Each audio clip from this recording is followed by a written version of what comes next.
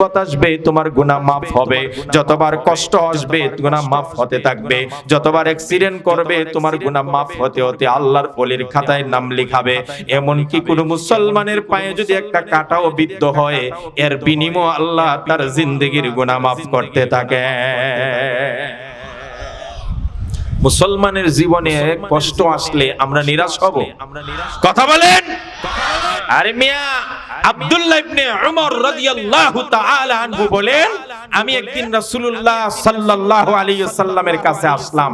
আসার পরে দেখি হুজুরের শরীরে প্রচন্ড জ্বর। হুজুরের শরীরে প্রচন্ড জ্বর।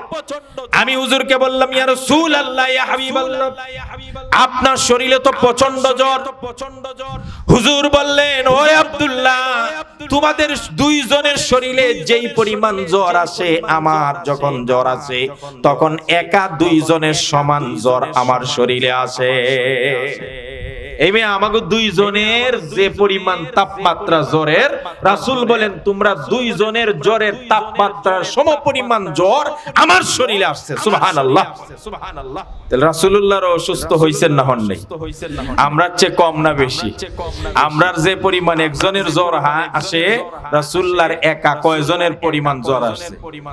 এবার বিশ্বনবী সাল্লাল্লাহু আলাইহি ওয়াসাল্লাম কে আব্দুল্লাহ ইবনে ওমর বলে, হুজুর তাহলে জ্বর আসলে যেহেতু প্রতিদান পাওয়া যায়, উজরত পাওয়া যায়, আল্লাহর কাছ থেকে বিনিময় পাওয়া যায়, তাহলে যেহেতু দুইজনের সমান জ্বর আপনার গায়ে আসছে, আপনি তাহলে ডাবল সওয়াব পাবেন। সুবহানাল্লাহ, সুবহানাল্লাহ। এবার বিশ্বনবী সাল্লাল্লাহু আলাইহি ওয়াসাল্লাম বলেন, ওরে আব্দুল্লাহ ইবনে ওমর, সত্যি বলেছো, আমাকে আল্লাহ রাব্বুল আলামিন ডাবল জ্বর দিয়ে। ঠিক আছে, তো আমি শুধুই কথা বলি। ও মুসলমান ভাইরা, আমার কথা শেষ দিকে নিচ্ছি, 2-1 মিনিট। মুসলমান ভাইরা, আল্লাহর নবী সাল্লাল্লাহু আলাইহি ওয়াসাল্লাম বলছেন শুধু তোমরা সবর করো। ওয়ামা উতিয়া আহাদুন আতাআন খায়রান ওয়া আওসাআ মিনাস সাবরি।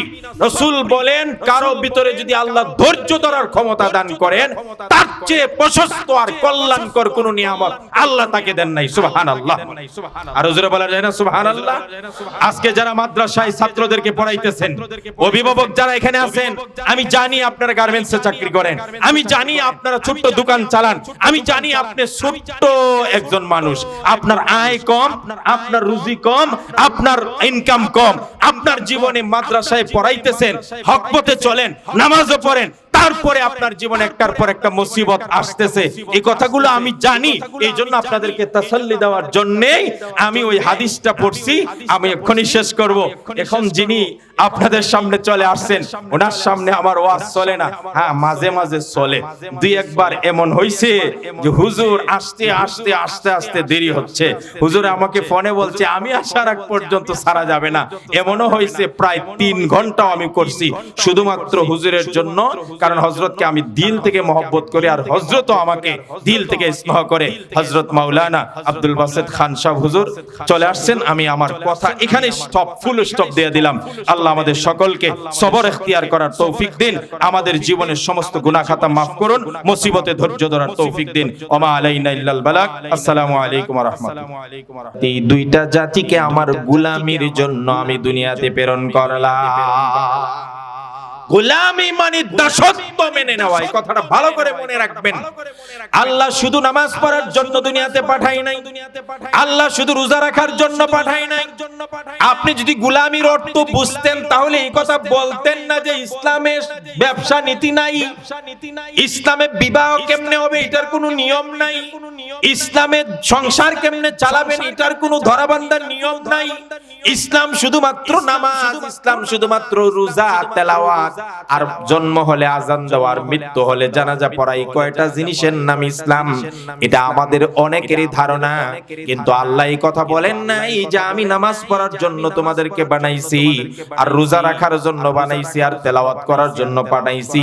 এই কথা আল্লাহ বলেন নাই। আল্লাহ বলছেন ইল্লা লিয়াবুদুন, আমার গোলামি আর দাসত্ব মেনে নেওয়ার জন্য তোমাদেরকে বানাইলাম। আল্লাহ বানাইছেন নামাজের জন্য না গোলামি করার জন্য? কথা বলেন, নামাজ পড়ার জন্য না গোলামি করার জন্য? হ্যাঁ, নামাজটা গোলামির অন্তর্ভুক্ত, কিন্তু নামাজ একমাত্র গোলামি নয়। গোলাম কারে কয়? গোলাম মানে চাকর, গোলাম মানে যার নিজের কোনো স্বাধীনতা নাই। এই আপনি আমার দেশে যদি আগে দেখতাম 12 মাস ব্যাপী চাকর রাখতো। তার কাজ কি? সে মালিক যা বলে তাই করবে। মালিক যদি বলে এখন যাও চাল ভাঙ্গিয়ে নিয়ে আসো, সেটাই করতো। মালিক বলল এখন তুমি হাওরে যাও ধান কেটে নিয়ে আসো, এখন তুমি গরু নিয়ে যাও, এখন তুমি মাছ মারতে যাও, এখন তুমি কাজ করো, এখন তুমি কাজ করো। গোলামে যদি বলে যে না, মালিকের সব কথা আমি মানতে পারবো না, তাহলে সে কি চাকর? সে কি গোলাম? তাকে কি মালিকে এরপর থেকে মায়না দিবে, বেতন দিবে? তাহলে গোলামের অর্থ কি? গোলামের অর্থ হলো তার নিজের সমস্ত স্বাধীনতাকে মালিকের হাতে অর্পণ করে দেওয়া। আপনি বছরে আমাকে 20,000 টাকা দিবেন, 40,000 টাকা দিবেন, আমি আমার সমস্ত স্বাধীনতাকে আপনার কাছে ছেড়ে দিলাম, যেভাবে খুশি চান এইভাবে আমাকে চালাইলেন। এটা হলো গোলামি। যদি এটা বুঝে থাকেন তাহলে আল্লাহ বলেন আমি তোমাদেরকে গোলামি করার জন্য পাঠাইছি। এবার বলুন তো দেখি, আপনি যদি বলেন আমি আল্লাহকে মানি, নামাজও পড়ি, রোজাও রাখি, কিন্তু ব্যবসা করবো আমার মন মতো, তাহলে আপনি আল্লাহর গোলামি মানলেন? কথা বলেন।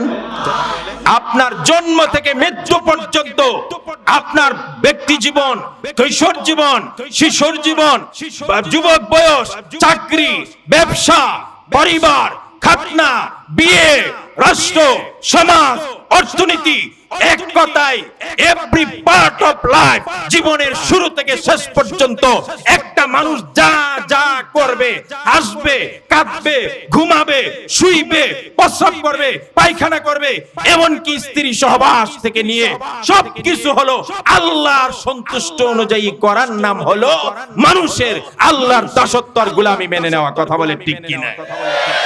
এরপরেও কেউ যদি কয় যে ইসলামে সব আছে কিন্তু ব্যবসাটা নাই, ব্যবসা ইসলামে নাই, আমি ওইটার কথা বলি না। ওইটার কথা বললে মানুষ মনে করবে টার্গেট করে কথা বলবে। না, কাউকে আঘাত দেওয়ার আমার উদ্দেশ্য না, বোঝানো উদ্দেশ্য। আমি এই জন্য ব্যবসা দিয়ে উদাহরণ, ইচ্ছা করলে আমি রাজনীতি নিয়ে বলতে পারতাম, কিন্তু আমাদের দুইটা সমস্যা। একটা হলো রাজনীতি নিয়ে যখন আমরা বলি, আমাদের অনেকের টার্গেট থাকে যে মানে নেতাদেরকে গায়েল করা। এই উদ্দেশ্যে বলাটা এটা ইসলাম সাপোর্ট করে না। হ্যাঁ, আপনি যদি কোনো রাজনৈতিক কাউকে কিছু বলতে হয় বা তাকে সংশোধন করতে হয়, দরদ নিয়ে সংশোধনের উদ্দেশ্যে বলবেন, আপনি তাকে গায়েল করার জন্য বলবেন না। আবার অনেক শ্রোতারা যখন রাজনৈতিক নেতাদেরকে কিছু বলা হয় তারা খুব মানে খুশি হয়, এই সময় এসকে উঠে যায়, মানে তারা মনে করে দিছেরে সব দোষ খালি রাজনীতিবিদদের। তাহলে আমি উদাহরণ দেই, আপনি যে বিয়ে করান, গায়ে হলুদের অনুষ্ঠান কি খালি যারা রাজনীতি করে এরাই করে? কথা বলেন। এদেশের হাজী সাহেবরাও করে না? কথা কয় না। 5 ওয়াক্ত নামাজি তার মেয়ে ছেলের বিয়ের গায়ে হলুদ হয় না? গায়ে হলুদের অনুষ্ঠান ইসলাম সমর্থন করে। তাহলে আপনি নামাজ পড়ছেন যে ইসলাম মেনে, আপনি রোজা রাখছেন যে ইসলাম মেনে, খোদার কসম গায়ে হলুদের অনুষ্ঠান করেছেন হিন্দুয়ানি সংস্কৃতি মেনে, আপনি প্রকৃত মুমিন হতে পারেন নাই। কথা বলে ঠিক কিনা? সব দোষ খালি রাজনীতিবিদদের না? আমাদেরও দোষ আছে। কথা বলেন না, আছে না নাই? আমাদের সবার দোষ আছে, বুঝার বেশ কম। এই জন্য আমি উদাহরণ দেই স্রোতের বাহিরে গিয়ে।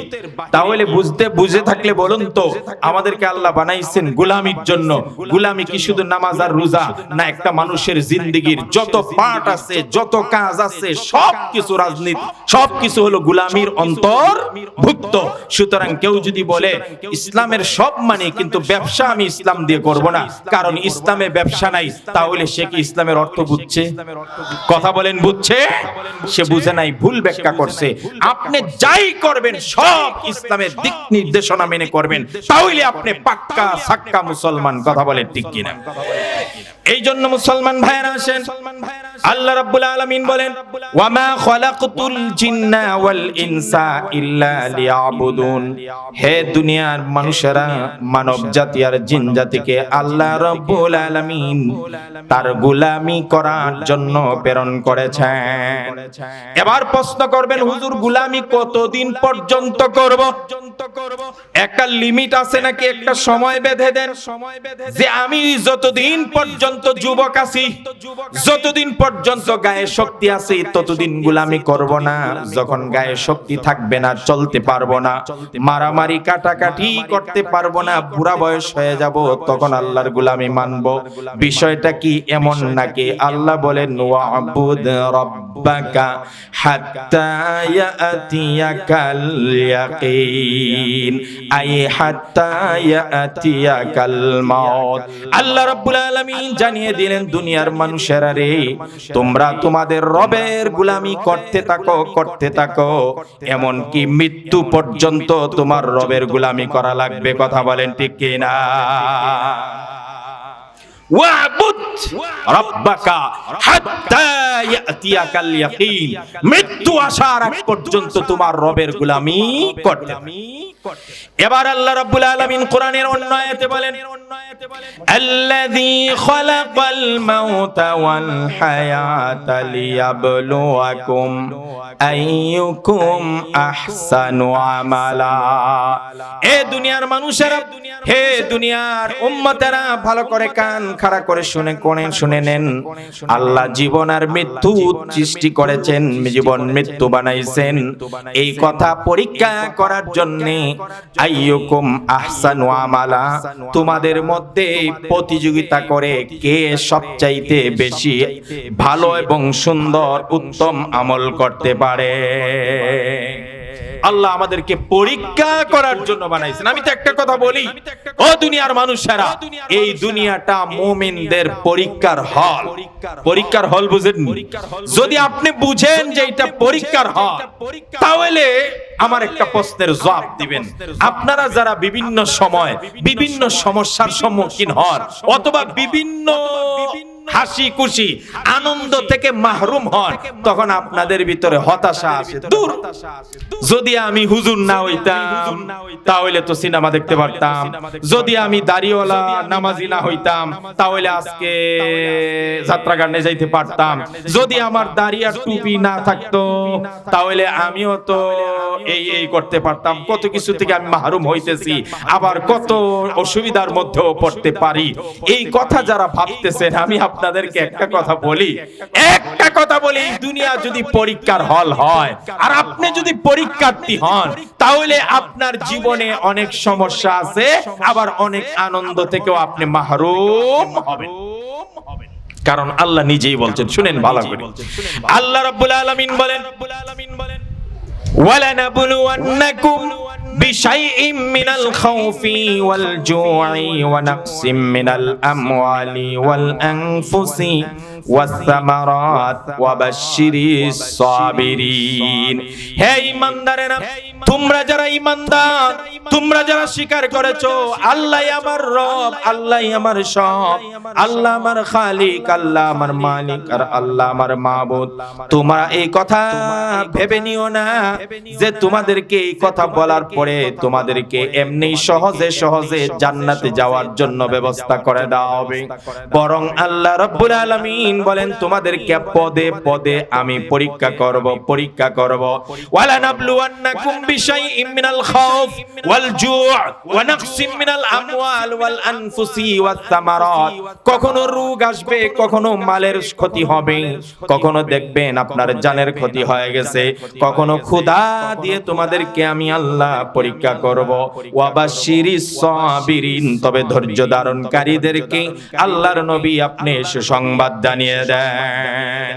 এই দুনিয়ায় দেখবেন যে যত বেশি নামাজ পড়ে, সৎ পথে চলে, তার জীবনে মুসিবত, কষ্ট, অসুস্থতা, রোগ কম না বেশি?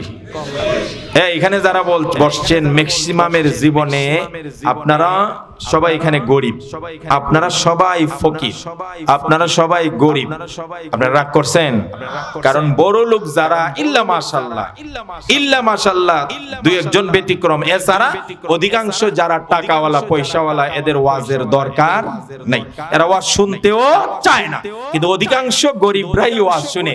এই জন্য আপনাদেরকে উদ্দেশ্য করে বলি, আপনারা অধিকাংশ এখানে মুসিবত, অসুস্থতা, এরপরে আপনার জানের ক্ষতি, মালের ক্ষতি, এইটা সেইটা, এইগুলা যারা নামাজ পড়ে হক পথে চলে তাদের কম না বেশি?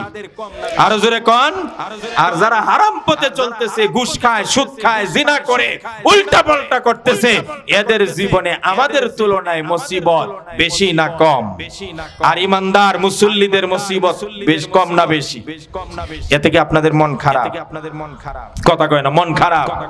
আজকের ওয়াজ শোনার পরে আর কোনোদিন মন খারাপ করবে না। আপনাদেরকে আমি প্রথমেই খুতবায় হাদিস পড়ছিলাম, একটা দারুণ হাদিস শোনায় দেই, খুব মনোযোগ দিয়ে শুনবেন। বুখারীতে রওয়ায়াত এসেছে, আন আবি সাঈদ আল খুদরি ওয়া আন আবি হুরায়রা রাদিয়াল্লাহু তাআলা আনহু আনিন নবী সাল্লাল্লাহু আলাইহি ওয়াসাল্লাম قال ما يصيب المسلم من وصب ولا نصب ولا هم ولا حزن ولا أذى ولا غم حتى الشوكة يوشكها إلا رفع الله بها من إلا رفع الله كفر الله بها من خطايا। আল্লাহর নবী বিশ্ব নবী বলেন, ও আমার উম্মতেরা, তোমরা যারা ঈমান এনেছো আর মুসলমান তো গ্রহণ করেছো, ঈমান আর ইসলামের মধ্যে বেশ কম আছে। ঈমান মানে পরকাল, মানে বিশ্বাস করে আল্লাহ একজন, জান্নাত জাহান্নাম আছে, কিন্তু সে নামাজ পড়ে না, রোজা রাখে না, সৎ পথে চলে না, সে সত্যিকার মুসলিম হতে পারে নাই, যদিও সে ঈমানদার। এই জন্য আল্লাহর নবী শব্দ বলেছেন, মা ইউসিবুল মুসলিমু, ঈমান আনার পরে যারা ইসলাম গ্রহণ করেছে, মানে সে আল্লাহর সব বিধান মানার জন্য নিজেকে আত্মসমর্পণ করে ইসলাম হয়ে গ্রহণ করেছে, মুসলমানিত্ব গ্রহণ করেছে। ও মুসলমানেরা শুনে রাখো, তুমি এশারের নামাজ পড়ছি না আমরা, বলেন না ইনশাআল্লাহ? কেউ যদি এখানে পড়ে না থাকেন, যদি পড়ে না থাকেন, তাহলে ওয়াজ শেষ হওয়ার পরে বাড়িতে গিয়ে হলে পড়বেন, বলেন ইনশাআল্লাহ? আরো জোরে বলেন।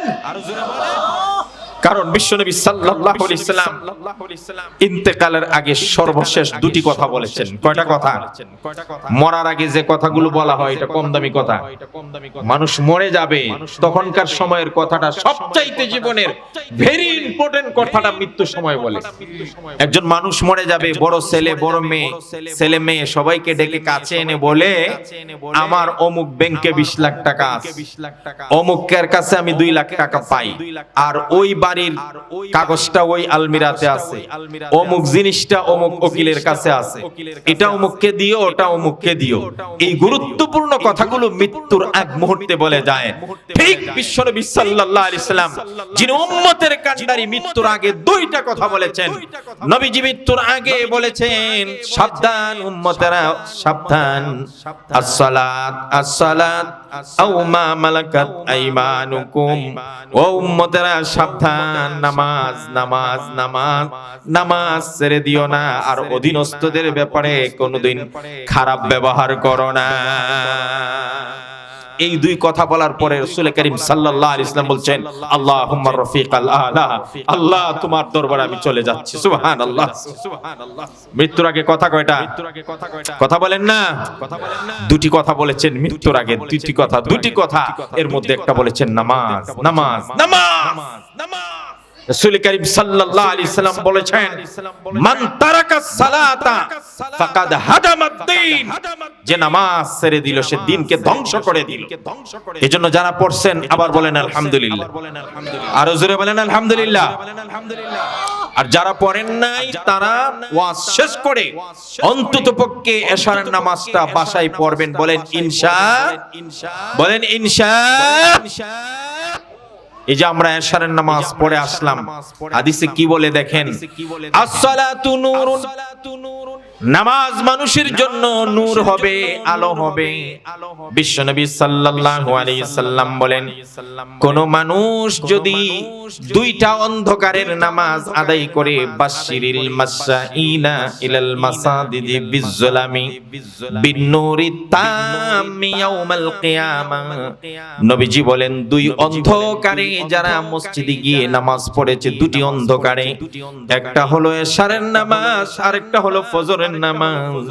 এই দুইটা নামাজ যারা মসজিদের অন্ধকার থাকার পরেও গিয়ে পড়েছে, কিয়ামতের কঠিন ময়দানে যেদিন সবাইকে অন্ধকার ঘেরাও করবে, ওই দিন এই দুই নামাজ পড়ার কারণে ওই লোকটার চতুর্দিক আলোকিত হয়ে যাবে।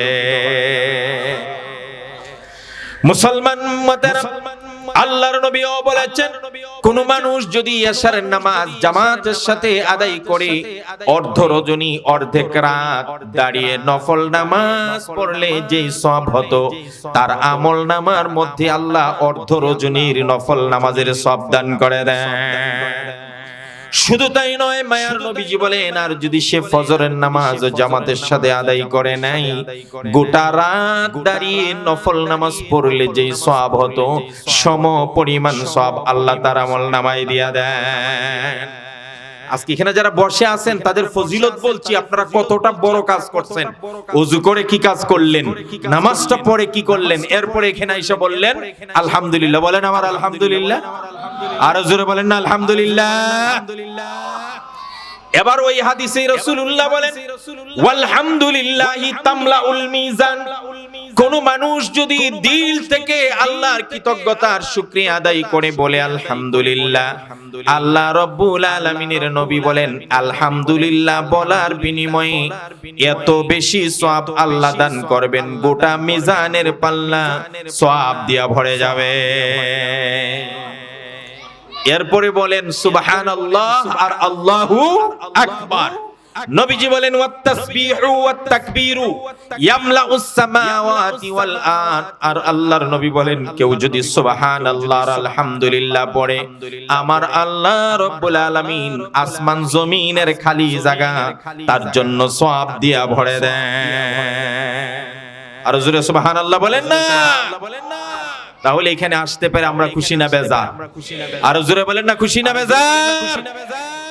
সুপ্রিয় ভাইরা, আমাদেরকে সৃষ্টি করেছেন কে? সবাই বলেন না কে? এই পৃথিবীতে আমরা যা কিছু দেখি অথবা না দেখি, সব সৃষ্টি আর সবকিছুর স্রষ্টা একজন, তিনি কে? মানুষকে বানাইছেন কে? আর জোরে কয় না, কে বানাইছেন? মানুষকে আল্লাহ বানাইছেন। এই এভাবে করলে তো সব তোমরার দিকে তাকায় থাকবে। তোমরা কাজ তো এখন শেষ, হয় চুপ করে বসো, আর না হইলে অন্যত্র যাও। মানুষকে বানাইছেন আল্লাহ। আল্লাহ হলেন স্রষ্টা, ঈশ্বর বলেন, গড বলেন, স্রষ্টা বলেন, তিনি হলেন স্রষ্টা, তিনি সবকিছু বানাইছেন। কিন্তু আফসোস আর দুঃখের বিষয় হলো, মানুষকে আল্লাহ বানাইছেন, আর এখন মানুষই স্রষ্টাকে বানায়, মানুষই তার মাবুদকে বানায়। কথা কোন ঠিক কি? কথা বুঝেন নাই আপনারা? আচ্ছা, মানুষকে বানাইছেন কে? এখন মানুষে কয় আমি বানাইতেছি। কি বানাও ভাই? কয় আমার খোদা বানাই। আরে এটা কোন কথা? খোদায় না মানুষ বানায়, তো মানুষই খোদাকে বানানো শুরু করছে। নাউজুবিল্লাহ বলেন না কেন? আর একদল বুকারা, স্বার্থান্বেষীরা, দুনিয়া লোভীরা, ইসলাম, ঈমান, আকীদা, আল্লাহ, রাসূল, দ্বীন সব কিছু ভুলে দুনিয়ার হীন স্বার্থ পরিত্যাগ করার জন্য ওই সমস্ত মূর্তি পূজা চলাকালীন সময়ে সেখানে আনন্দ উপভোগ করে, তাদের সাথে সহমর্মিতার সহমত পোষণ করে। খোদার কসম, শুধুমাত্র সরকারি কর্মকর্তা কর্মচারী এবং সমাজের দায়িত্বশীল যারা সরকারিভাবে জনগণকে, বিধর্মীদেরকে প্রটেক্ট দেওয়া এবং তাদের নিরাপত্তার দায়িত্ব আছে, এরা ছাড়া কেউ যেন পূজা মণ্ডপে পূজা চলাকালীন সময়ে না যায়। হুঁশিয়ার করেছেন বিশ্বনবী, হুঁশিয়ার করেছেন সাইয়েদনা ওমর। হযরত ওমর বলেন, সাবধান, তোমরা পূজা মণ্ডপে যেও না পূজা চলাকালীন, কারণ ওই সময় সরাসরি আল্লাহর সঙ্গে শিরিক হয় আর আল্লাহর গজব নাজিল হয়। কথা বলেন ঠিক কি? কিন্তু আশ্চর্যের বিষয় হলো, সত্য আমরা সব ভুলে গেছি। আমরা গিয়া সব বলি, এইবার কেউ বলে এইবার দুর্গা গজে চড়ে এসেছে, ফসলে মাঠে ঘাটে ফসল বেশি হবে, বলে কিনা? মুসলমান তিনি গিয়া পূজার মধ্যে বলছেন যে মা মার কাছে আমাদের চাওয়া এটাই, তিনি যেন আমাদের সবাইকে মঙ্গল রাখেন, ভালো রাখেন। আচ্ছা বলেন তো দেখি, এই কালিমা, দুর্গা মা, অমুক অমুক মূর্তি, দেবতা, এই সমস্ত মানুষের বানানো খোদা মানুষকে ভালো মন্দ করার কোন সামর্থ্য রাখে? কথা বলেন না কেন? আরো জোরে বলেন না কেন? আস্তাগফিরুল্লাহ, আস্তাগফিরুল্লাহ। মানুষ দুনিয়ার স্বার্থে কিভাবে ঈমান বিক্রি করে, ওই হাদিসের কথা আমার মনে পড়ে যায়। নবী করিম সাল্লাল্লাহু আলাইহি ওয়াসাল্লাম বলেন, কিয়ামতের আগে এমন হবে, ইউসবিহুর রাজুলু মুমিনান ওয়া ইউমসি কাফিরান ওয়া ইউমসি মুমিনান ওয়া ইউসবিহু কাফিরান। সকালে মানুষ ঈমানদার হয়ে ঘর থেকে বের হবে, আর সন্ধ্যার সময় বেঈমান হয়ে ঘরে ঢুকবে। নবীজি বলেছেন এই সময় আসবে। আপনারা বলুন তো, এই সময় আসে না আসে নাই? আইছে না নাই? কথা বলেন না? পাক্কা ঈমানদার দাবি করে, মুসলমানের সন্তান দাবি করে যদি কোনো মানুষ, কোনো মাখলুক, কোনো সৃষ্টি, কোনো দেবতা, কোনো গায়রুল্লাহকে ভালো মন্দ দেওয়ার সামর্থ্য রাখে মনে করে, খোদার কসম সে সরাসরি আল্লাহর সঙ্গে শিরিক করার কারণে বেঈমান হয়ে যাবে। কালিমা না পড়লে সে ঈমানদার হবে না। কথা বলেন ঠিক কিনা? সাবধানে কথাবার্তা বলবেন। জান তো জানি এক অপরাধ, এখানে গিয়ে উল্টাপাল্টা বলার কি দরকার? বলে ভাই আমি আসছি, শুধু আপনাদের কোনো ডিস্টার্ব হয় না তো? যদি হয়, কেউ যদি অসুবিধা করে, কেউ যদি আপনাদের সমস্যা করে, বলবেন, আমরা যতটুকু পারি আপনাদেরকে সহযোগিতা করব, এইটুকু বলে চলে আসো। কি বলবে এটাও বুঝো না। বেশি খাতির জমাইতে যায়, বেশি ভালোবাসা পাইতে চায়, ভোট নিতে চায়, গিয়ে বলে মার কাছে চাওয়া এটা, কেউ বলে দুর্গার কাছে চাওয়া এটা। আরে বেটা তুই চাইবে কার কাছে? ইজাস্তাআনতা ফাস্তাইন বিল্লাহ। নবীজি বলছেন যদি চাইতে হয় একজনের কাছে চাও, তিনি কে? আরো জোরে বলেন না, তিনি কে? আল্লাহ পাক নবীর মাধ্যমে গোটা জাতিকে শিখিয়ে দিলেন, কুলিল্লাহুম্মা মালিকাল মুলকি তুতিল মুলকা মান তাশা ওয়া তুইজ্জু মান ওয়া তানজিউল মুলকা মিম্মান তাশা ওয়া তুইজ্জু মান তাশা ওয়া তুযিল্লু মান তাশা বিয়াদিকাল খায়র ইন্নাকা আলা কুল্লি শাইইন কাদির। আল্লাহ রাব্বুল আলামিন নবীকে জানাই দিলেন, ইয়া রাসূলুল্লাহ, ইয়া হাবিবাল্লাহ, কুল, আপনি সবাইকে জানায় দেন, আপনি সবাইকে বলে দেন, আল্লাহু মালিকুল মুলক, আল্লাহ হলেন সমস্ত রাজাদিরাজ। তিনি যাকে ইচ্ছা করেন রাজত্ব দান করেন, আর যার কাছ থেকে ইচ্ছা করেন রাজত্ব ছিনিয়ে নিয়ে যান। তিনি যাকে ইচ্ছা করেন সম্মান দান করেন, যাকে ইচ্ছা করেন চূড়ান্ত ভাবে বেইজ্জত করে ছাড়েন। বিয়াদিকাল খায়র, আপনি কথা বলে দেন, সমস্ত মঙ্গল আর কল্যাণ একমাত্র কার কাছে? আর জোরে কন্যা কার কাছে? মঙ্গল প্রদীপ জ্বালানো হয় আমার দেশের মুসলমানের দেশে, আশ্চর্য হয়ে যায়। আরে আগুন কি মঙ্গলের চিহ্ন নাকি? আগুনের কাজ কি বলেন তো দেখি? হ্যাঁ, আগুনের কাজ কি? আজকে মঙ্গল কামনা করে আগুন জ্বালাইয়া নাম দিছে মঙ্গল প্রদীপ। মঙ্গল দেওয়ার, কল্যাণ দেওয়ার একমাত্র মালিক কে? আরো জোরে কান। ফাআলুল লিমা ইউরিদ, তিনি যা ইচ্ছা তাই করেন। একমাত্র সুপ্রিম পাওয়ারের মালিক একজন, আন্নাল কুওয়াতা লিল্লাহি জামিআ, সব শক্তিকা। আর জোরে বলেন না কে? ওই সমস্ত ভাইদের জন্য আমার আফসোস হয়, আল্লাহ মিয়া তোমাকে কোরআনের মধ্যে প্রশ্ন রেখে বলছেন, আলাইসাল্লাহু বিকাফিন আবদা। উফ, আল্লাহ বলছেন আলাইসাল্লাহু বিকাফিন আবদা, এ গোলাম তোমার জন্য কি আল্লাহ যথেষ্ট নয়? আল্লাহ প্রশ্ন করছেন, আমাদের জন্য কে যথেষ্ট? জোরে কর না, আমাদের জন্য একজনই যথেষ্ট, তিনি কে? আরো জোরে কর। মুহাম্মদ সাল্লাল্লাহু আলাইহি ওয়াসাল্লাম আরবের ভূখণ্ডে যখন প্রথম দাওয়াত দিচ্ছিলেন, তখন বেঈমানরা বলল, মুহাম্মদ তুমি কয় খোদার দাওয়াত দাও? কয় আমি এক খোদার দাওয়াত দিই, লা ইলাহা ইল্লাল্লাহ, একমাত্র আল্লাহ, তিনি ছাড়া আর কেউ নাই।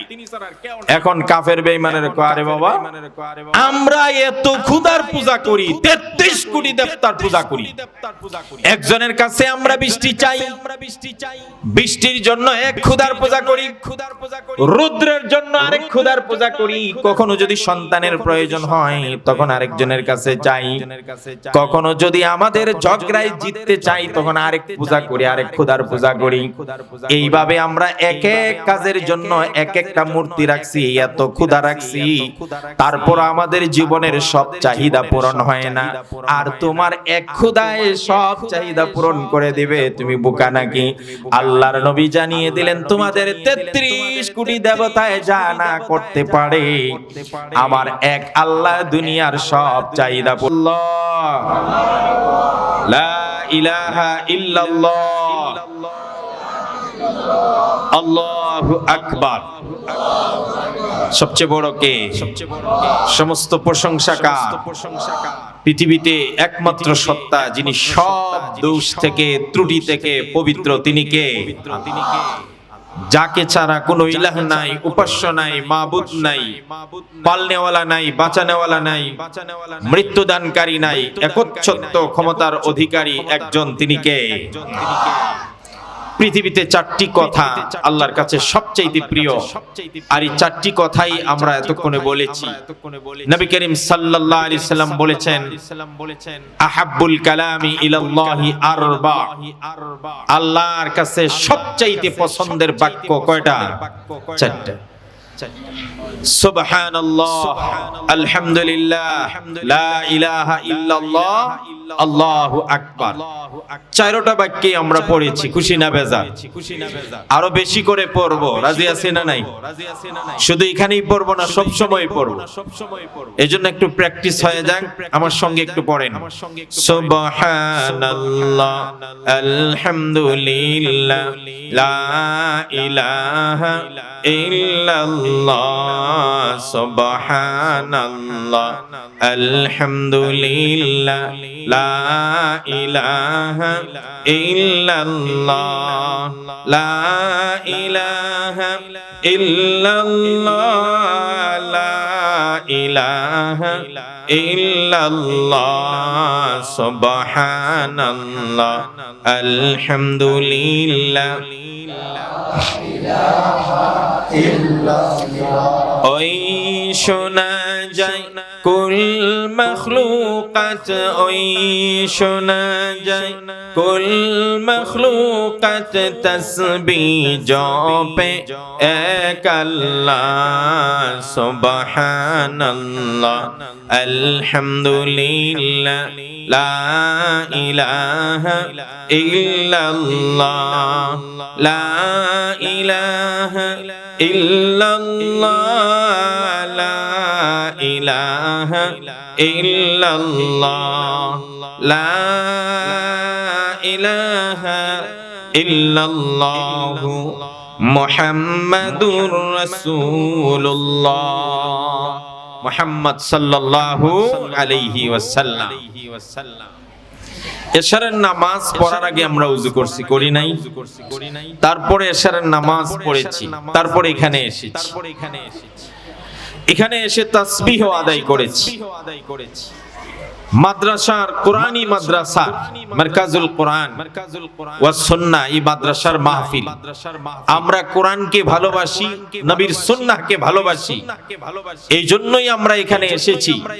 সুতরাং ধরে নেওয়া যায় আমরা কোরআনের পক্ষে না বিপক্ষে? সবাই বলেন, কোরআনের পক্ষে না বিপক্ষে?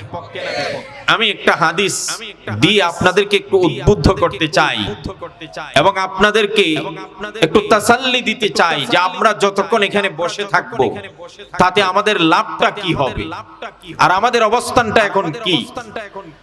সহিহ হাদিসে এসেছে, নবী করিম সাল্লাল্লাহু আলাইহি সাল্লাম বলেন, ইসবাগুল উযুই শাতরুল ঈমান। নবীজি বলেন, কেউ যদি উত্তম ভাবে ওযু করে তার ঈমান অর্ধেকটা পূর্ণ হয়ে যায়। সুবহানাল্লাহ। শুধুমাত্র আপনারা যারা ওযু করছেন এই সৌভাগ্যবানদের জন্য আমি নবীর একটা ফজিলতপূর্ণ হাদিস শোনায় দিই, মনে তাসাল্লি আসবে যে আমরা যা করছি এর জন্য আল্লাহর কাছে আমরা কতটা দামি হচ্ছি। নবী করিম সাল্লাল্লাহু আলাইহি সাল্লাম বলেন, মান তাওয়াজ্জা فأحسن الوضوء ثم قال أشهد أن لا إله إلا الله وأشهد أن محمدا عبده ورسوله فتحت له 8 أبواب الجنة আল্লাহর নবী বিশ্ব নবী জনাবে মুহাম্মদুর রাসূলুল্লাহ সাল্লাল্লাহু আলাইহি ওয়াসাল্লাম বলেন, কোন মুসলমান যখন ওযু করলো, সুন্দরভাবে ওযু করলো, উত্তম ভাবে ওযু করলো, ওযু করার পরে সে উচ্চারণ করে বলল, আশহাদু আল্লা ইলাহা ইল্লাল্লাহু ওয়া আশহাদু আন্না মুহাম্মাদান আবদুহু ওয়া রাসূলুহু। শুধুমাত্র ভালোভাবে ওযু করার পরে এই দোয়াটা যদি কেউ আদায় করে, আমার নবী বিশ্ব নবী যাকে বলা হতো as-সাদিক আল-মাসদুক আর আল-আমিন, যিনি জীবনের শুরু থেকে শেষ পর্যন্ত একটাও মিথ্যা কথা বলেন নাই, সর্বকালের সর্বযুগের শ্রেষ্ঠ মহামানব আল-আমিন উপাধিতে ভূষিত রাহমাতুল লিল আলামিন জনাব মুহাম্মদুর রাসূলুল্লাহ সাল্লাল্লাহু আলাইহি ওয়াসাল্লাম বলেন, ভালোভাবে ওযু করে যদি কেউ কালিমায়ে শাহাদা পাঠ করে, আমার আল্লাহ তার জন্য জান্নাতের 8টা দরজা খুলে দিয়ে দিবেন। ফুতিহাত লাহু সামানিয়াতু আবওয়াবিল জান্নাহ, একে একে 8টা দরজা খুলে দেওয়া হয়, সে যেই দরজা দিয়ে খুশি জান্নাতে ঢুকে যায়। সুবহানাল্লাহ। শুধুমাত্র যারা ওযু করছেন, শুধুমাত্র যারা ওযু করছেন, এইজন্যই ইসবাগুল উযুই শাতরুল ঈমান। কেউ যদি ওযু করে তাহলে তার ঈমান অর্ধেকটা ভরপুর হয়ে যায়। সুবহানাল্লাহ, সুবহানাল্লাহ। মাঝে মাঝে হাদিসের ওই শব্দ আপনাদেরকে আমি শোনাই। নবীজি বলছেন, আল ওযুউ সিলাহুল মুমিন, শুধু ওযুটাই মুমিনের স্বতন্ত্র একটা অস্ত্র। ওযুটা মুমিনের একটা অস্ত্র। আরে মানুষের সাথে অস্ত্র থাকলে, পিস্তল থাকলে কোন দুশমন তাকে সহজে ঘায়েল করতে পারে? কথা বলেন না পারে? কোন ছিনতাইকারী, কোন ডাকাত, কোন হাইজ্যাকার, কারণ তার সাথে কি আছে? বাড়াবাড়ি করলে পিস্তল বাইর করে গুলি দেখান করা লাগবে না, পিস্তল বাইর করার সাথে সাথে ওই দাটা নিয়ে যা আসছিল দৌড়, বাবারে আমরা আসছি কিরিজ নিয়ে, দা নিয়ে, চাপাতি নিয়ে, আর ওর কাছে কি? পিস্তল, দৌড়। মুসলমান ভাইরা আমার, নবী করিম সাল্লাল্লাহু আলাইহি সাল্লাম বলেন, ওযু হলো মুমিনের অস্ত্র। দুনিয়ার অস্ত্র থাকলে যেভাবে দুশমন, ডাকাত, চোর, বদমাশগুলা পলায়ন করে, যার কাছে ওযু আছে, নফস শয়তান নামক দুশমন তার হাত থেকে পলায়ন করতে থাকে। এজন্য নবীজি বলেন, কেউ যদি ঘুম থেকে উঠে তারপরে দোয়া পড়ে উঠে বসে যায়, শয়তানের একটা গিরা খুলে যায়। এরপরে ওযু করে শয়তানের আরেকটা গিরা খুলে যায়। এরপরে উঠে নামাজে দাঁড়িয়ে যায়, শয়তানের সবগুলো গিট খুলে যায়। শয়তান ওই মুসল্লিকে আর ধোঁকা দিতে পারে শুধুমাত্র ওযুর ফজিলত বলছি মিয়া। নবী করিম সাল্লাল্লাহু আলাইহি ওয়াসাল্লাম বলেন, আমাকে আল্লাহ রাব্বুল আলামিন কিয়ামতের কঠিন ময়দানে ইন্না আতাইনাকাল কাউসারের তাফসীরে লেখেন, নবীজি সাল্লাল্লাহু আলাইহি সাল্লাম বলেন, কিয়ামতের কঠিন ময়দানে আমি নবী করিম সাল্লাল্লাহু আলাইহি ওয়াসাল্লামকে হাউজে কাউসারের মালিক বানিয়ে দেওয়া হবে। এই হাউসটা জান্নাত থেকে প্রবাহিত বড় ঝর্ণা, প্রত্যেকজন নবীর জন্য ছোট ছোট ঝর্ণা থাকবে, যেই ঝর্ণাগুলো দিয়ে তার নিজ নিজ উম্মতকে পানি পান করাবে। আর আমার নবী বলেন, উম্মতেরা, আমাকে আল্লাহ হাউজে কাউসার নামক একটা ঝর্ণা দান করবেন, যেই ঝর্ণাটার দূরত্ব আর ব্যাপকত্ব এত বড় হবে, মাসিরাত শার, 1 মাসের দূরত্ব জান্নাতি ঘোড়া দিয়ে দৌড়াইলে যত দূর যায়, এত লম্বা একটা ঝর্ণা আমি বিশ্ব নবীকে আল্লাহ দান করে দিবেন। নবীজি বলেন, তুরবাতুহু আতিয়াবু মিনাল মিসক। বিশ্ব নবী সাল্লাল্লাহু আলাইহি সাল্লাম বলেন, ওই হাউজে কাউসারের মাটিগুলো হবে মেশক আম্বরের চাইতো অধিক সুঘ্রাণযুক্ত। সুবহানাল্লাহ। নবীজি আরো বলেন, হাফাতাহু মিনাদ যাহাব। বিশ্বনবী সাল্লাল্লাহু আলাইহি সাল্লাম বলেন, ওই হাউজে কাউসারের পার বা কিনারা থাকবে মাটি দিয়ে নয়, সরাসরি স্বর্ণ দিয়ে বাঁধা। সুবহানাল্লাহ। ওয়া মাজরাহু আলা দাকরি ওয়াল ইয়াকুত। বিশ্বনবী সাল্লাল্লাহু আলাইহি ওয়াসাল্লাম বলেন, আর পানিটা যে প্রবাহিত হবে কাদা মাটির উপর আর বালির উপর নয়, বরং মণিমুক্তার উপর প্রবাহিত হবে। সুবহানাল্লাহ। শুধু তাই নয়, আমার নবীজি বলেন, মাউহু আহলা মিনাল আসালি ওয়া আবিয়াদ মিনাস সালজি। বিশ্বনবী সাল্লাল্লাহু আলাইহি ওয়াসাল্লাম বলেন, আর ওই যে হাউজে কাউসারের পানি থাকবে মধুর চাইতে মিষ্টি হবে, আর বরফের চাইতেও আরো বেশি স্বচ্ছ আর সাদা হয়ে যায়। মান শারিবা মিনহু শুরবা লা ইয়াজমাউ বা'দাহা আবাদা। বিশ্বনবী বলেন, হাসরের এই কঠিন ময়দানে এক ডুব পানি যদি কোন উম্মত পান করে, জান্নাতে যাওয়ার আগ পর্যন্ত আর পিপাসা লাগবে না। সুবহানাল্লাহ। রাজি আছি সবাই? আরে ভাইরা, হাউজে কাউসারের পানি পান করতে রাজি আছে না নাই? এবার হুজুর পান করাবেন। সাহাবায়ে কেরাম প্রশ্ন করলেন, হুজুর ইয়া রাসূলুল্লাহ, ইয়া হাবিবাল্লাহ, হাসরের ময়দানে শুধু আপনি নবীর উম্মত থাকবে না, সাইয়্যিদুনা আদম আলাইহিস সালাতু ওয়াস সালাম থেকে নিয়ে ঈসা আলাইহিস সালাতু ওয়াস সালাম পর্যন্ত যতজন নবী আর রাসূল এসেছেন সকলের উম্মত থাকবে। সেখানে জগা খিচুড়ি হয়ে যাবে। কে আপনার উম্মত আর কে আদম নবীর উম্মত, কে ঈসা নবীর উম্মত, কে মুহাম্মদুর রাসূলুল্লাহ সাল্লাল্লাহু আলাইহি ওয়াসাল্লামের উম্মত, এটা শনাক্ত করবেন কেমনে? আপনার উম্মতদেরকে আপনি চিনবেন কেমনে? আমার নবী উদাহরণ দিয়ে বলেন, ও আমার সাহাবীরা রে, একটা ময়দানের ভিতরে যদি এক কালারের অনেকগুলো ঘোড়া ছেড়ে দেওয়া হয়, সবগুলোর ঘোড়ার কালার হলো ধরেন লাল, আর শুধুমাত্র একটা ঘোড়া যদি এমন থাকে যেই ঘোড়ার কপালটা হলো সাদা, হাতটা সাদা, পাটা সাদা, আমার দেশের মুরব্বীরা ওই বাচ্চাটাকে ওই বাছুরটাকে বলতো চান কপালি ঘোড়া, চান কপালি ঘোড়া। আমার নবীজি কত সুন্দর উপমা দিয়ে বলেন, উম্মতেরা, এক কালারের অনেকগুলো ঘোড়ার মধ্যে একটা ঘোড়া যদি চান কপালি থাকে, দূর থেকে ওই ঘোড়াটা চিনতে কি তোমাদের কারো অসুবিধা হবে কিনা? সাহাবীরা বলেন, ইয়া রাসূলুল্লাহ, ইয়া হাবিবাল্লাহ, না না, ওই ঘোড়াটা চিনতে আমাদের কারো অসুবিধা হবে না।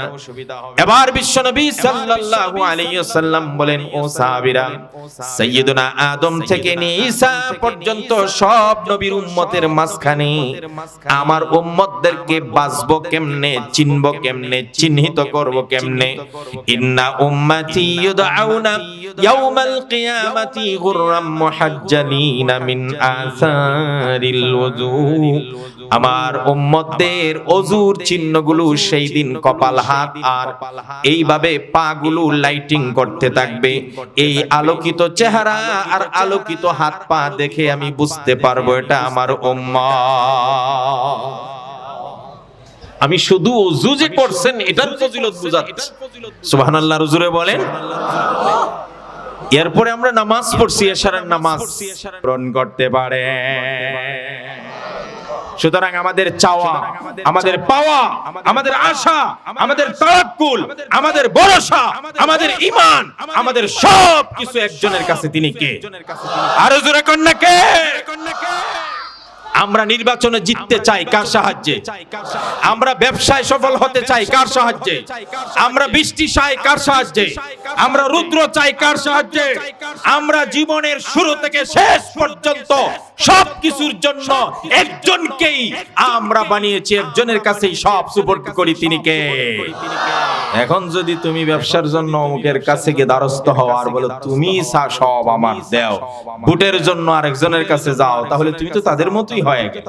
এজন্য সাবধান, আমাদের সব চাওয়া পাওয়া একজনের কাছে। তিনি কে? আল্লাহ আমাদের সবাইকে বুঝার তৌফিক দেন, বলেন আমিন। তো আমাদেরকে বানাইছেন আল্লাহ, নিশ্চয়ই কোনো উদ্দেশ্য আছে না নাই? কথা বলেন, আছে না নাই? উদ্দেশ্য ছাড়া কোনো কাজ যে করে তাকে মানুষ পাগল বলে। কি বলে? কথা কয় না, কি বলে? দেখবেন আমাদের দেশের অনেক পাগলরা রাস্তা দিয়ে লাঠি নিয়ে হেঁটে হেঁটে যাচ্ছে, কতক্ষণ পরে পরে গিয়ে লাঠি দিয়ে আকায়, কেউ আবার কাগজ কুড়াইতেছে, আবার চিত্রাইতেছে, তার কোন উদ্দেশ্য নাই, দৌড়তেছে। জিজ্ঞেস করলে, এই কোথায় যাও? ও জানি না। যেভাবে দৌড়ছে মনে হয় তার কি ইমার্জেন্সি কাজ, কিন্তু জিজ্ঞেস করলে বলে জানি না কোথায় যাই। আমি এক পাগলরে দেখলাম একটা কাঠি নিয়ে মাটিতে যোগ করতেছে, 20,000 যোগ 10,000 যোগ 5,000 এভাবে যোগ করতে করতে এক হাত লম্বা এক লিস্ট করছে মাটিতে। সব শেষে যোগ করছে, যোগ কইরা দেখে 2-3 লাখ টাকা হয়। কিছুক্ষণ পরে আরে বাবা আমার কাছে 3 লাখ টাকা মানুষে পায়, কাটি দিয়া কোনাকুনি 2টা ক্রস চিহ্ন দিস কন্নে এত টাকা আমার কাছে পাস, কেটে দিলাম, এক শালায় আমার কাছে কিছু পাস না। বুঝেন তো দেখি সে যে এতক্ষণ অঙ্ক করে যোগ করলো এর কোনো মানে আছে? পাগলের কাজের কোনো উদ্দেশ্য, কথা বলে না উদ্দেশ্য, আমাদের কাজের উদ্দেশ্য আছে না নাই? আপনি একটা বাড়ির আঙ্গিনায় পেঁপে গাছ লাগালেন, উদ্দেশ্য হলো পেঁপে খাবেন, সেখান থেকে কাঁচাও খাবেন পাকাও খাবেন। অনেক দিন হয়ে গেল পেঁপে গাছটা একেবারে টিনের ঘরের চালের উপরে চলে গেছে, কিন্তু একটা পেঁপেও আসে না। আপনি মনে মনে আসার এত আশা করে পেঁপে গাছ লাগাইলাম, একটা পেঁপেও আসলো না। প্রতিদিন পানি দেই, যা লাগে তা দেই, বেড়া দেই যেন না ভাঙে। এবার মুরব্বি গিয়ে একদিন দেখলো এত বড় গাছ পেঁপে নাই, কিরে তোর গাছে পেঁপে আসে না? কয় না। মুরব্বি বলল আরো যত পানি দেস, আরো যত সার দেস, এই গাছে কোনোদিন পেঁপে আসবে না। চাচা কি কন?